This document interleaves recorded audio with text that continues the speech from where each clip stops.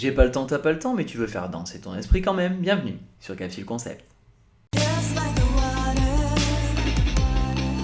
falling from the sky. Une danse, c'est quelque part un va-et-vient constant qui se réinvente à chaque aller-retour pour rendre sensibles des concepts singuliers à travers des sensations inédites pour celui ou celle qui les reçoit. C'est aussi la définition d'un amant, mais ce ne sera pas du tout le sujet de cette vidéo. Vous savez certainement que les continents, au-delà d'être une marque de supermarché disparue, ont tous été réunis il y a quelques millions d'années en un bloc unique, la Pangée, bordée d'un océan unique qu'on appelait la Thétis. Juste cette idée-là est déjà assez folle en soi. Imaginez qu'on pouvait être en Amérique du Sud et en Afrique, tout en étant voisins, au sens le plus littéral possible. C'est quelque chose d'assez fascinant, je trouve. Mais c'est pas là l'essentiel. Bien, c'est un fragment du réel tellement partiel qu'il en occulte l'essentiel. La danse. Car si les continents ont bien dansé depuis leur séparation pour structurer la carte du monde telle que tu la connais aujourd'hui, ce n'est en rien leur première valse. Plutôt rock, c'est plus en rapport avec la roche. Et surtout, ça dit bien ce que ça a été. Une série de rapprochements-éloignements mouvementés.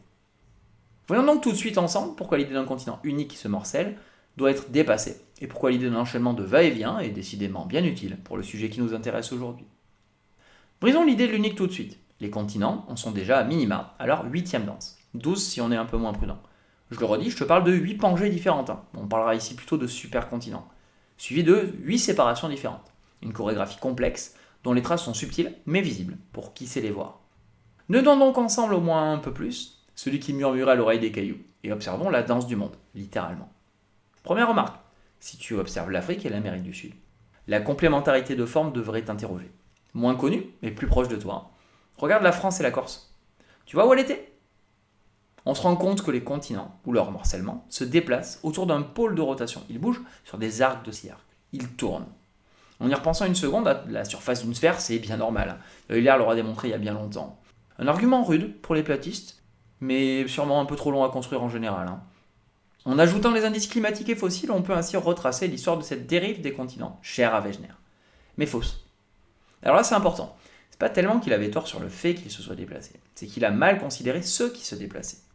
Et aussi, le moteur qu'il proposait était rigoureusement incompatible avec les mesures physiques qui étaient déjà bonnes à l'époque. Lorsqu'on observe la répartition des séismes sur Terre, on voit qu'il dessine des plaques, qu'on appelle des plaques tectoniques. Ce sont elles qui bougent. Fatalement, comme les continents sont associés à certaines d'entre elles, ils bougent de concert. Quand une source de chaleur, issue de la Terre interne, se fraye un chemin vers la surface d'un continent, elle provoque un échauffement et un amincissement de celui-ci. S'ensuit l'ouverture progressive, très progressive, d'un océan. Un exemple actuel, la mer Rouge. C'est un océan en train de naître. Certains ne vont pas au bout. Entre la France et la péninsule ibérique, s'est ouvert le golfe de Gascogne et l'Espagne et la France ont commencé à se séparer. Ça n'a pas abouti, et un mouvement inverse s'est ensuite rapproché et a formé la suture pyrénéenne. Tu vois maintenant sur une carte cette Espagne qui a bougé par rotation et s'est détachée de la France. Ce moment où les Portugais et les Bretons étaient de proches voisins. Bon, à cette époque, il n'y avait rien d'humain sur Terre, mais j'avoue que l'idée me plaît bien. Le moteur principal est issu du fond des océans formés.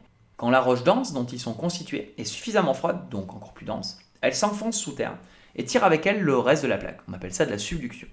Le truc, c'est qu'à 670 km sous terre, elle heurte, je fais les guillemets avec mes doigts, parce qu'à raison de quelques dizaines de centimètres par an, le choc est assez peu violent. Elle heurte donc une zone plus dense encore, et il stagne la plupart du temps. On pense qu'à force de s'y accumuler, sa masse totale devient suffisante pour qu'un jour elle puisse couler plus loin. Là aussi, j'ai fait des guillemets avec mes doigts, parce que depuis tout à l'heure, on parle bien de solides. Des solides qui bougent dans des solides. Certes, légèrement visqueux, mais le niveau de viscosité est tel que nous ne pouvons pas nous le représenter, à part en chiffres. Je n'ai pas d'analogie pertinente pour l'illustrer. Bon alors, cette super coulée va provoquer une attraction telle qu'elle rassemblerait les continents en surface par une sorte d'effet de succion. Jusqu'à ce que le phénomène cesse et que la dynamique classique ne reprenne avec une intensité de morcellement supérieure à cet effet rassembleur. C'est en tout cas ce que le consensus actuel, vulgarisé bien sûr ici, propose pour expliquer la danse des plaques tectoniques. Ce qu'on appelle les cycles de Wilson. Ce roc que les continents ont déjà dansé au moins 8 fois depuis que les roches qui les constituent, suffisamment peu denses pour ne pas être englouties, elles, existent à la surface de la Terre. Quelques derniers petits trucs pour illustrer le roc des roches. Exerce-toi à voir ça sur le monde. Croise un morceau de granit et vois-y un morceau d'un continent profond qui vient d'au moins 20 km. Croise un volcan explosif et vois-y un morceau d'océan en train de s'enfoncer sous terre. La disparition d'un vestige du passé qui tire la plaque derrière lui. Par exemple, le Vésuve explosif, c'est la Méditerranée, le seul vestige actuel de la Thétis, qui passe sous l'Europe et qui tire l'Afrique avec elle dans notre direction. Pour un jour peut-être voir apparaître une future montagneuse à la place. Une illustration locale parfaite de ce roc. Enfin, croise un morceau de calcaire et voici la trace d'une mer peu profonde, où les êtres au calcaire coquillé se sont accumulés pour qu'il voie le jour. Dans ce monument de Paris, voilà preuve que la région a un jour été sous l'eau. Au rythme des cycles de Wilson, tous les 4 à 600 millions d'années, les continents se retrouvent et se déchirent de nouveau dans un balai sans fin.